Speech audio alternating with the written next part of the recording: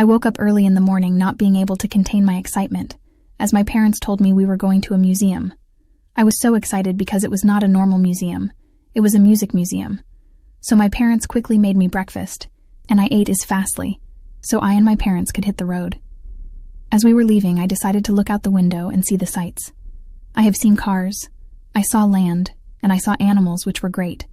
But soon we arrived, and as we were walking through the huge doors of the museum, my eyes widened as I was amused to see all these cool things. Soon my parents got the tickets so we can walk through the place. I soon found something that amazed my eyes, and it was old school, so I did not know much about it until asked my parents, and my parents said it was called an iPod. A fact about the iPod that I read was an iPod was able to hold 1,000 songs. Soon after, I have seen portraits of old items used by old music creators. Soon I found myself at an interactive station where I could try my hand at different instruments.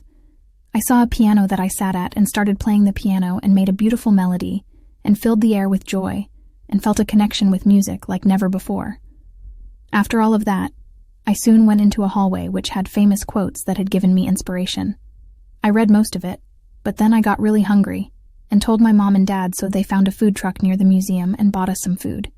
It was so good to make me feel bouncy inside. But after I had that delish meal, I set myself to go on a mission to found what I came to the museum for, a saxophone. I really wanted to see one since it was my top 3 favorite instruments in jazz. So once I got up, I asked a worker for directions so me and my parents could see it, and they told me exactly where to go. So as I'm walking, I see a nice big gold saxophone. I just had to see it up close, so I did. And it was amazing. After I saw the saxophone, it was time to go home, because it was getting late. After I got home, I quickly told my mom and dad, thank you for the wonderful adventure they took me on today, and hopefully I could go on more soon. And here's some of you guys' adventure. Don't forget to like and subscribe to see more of my adventures.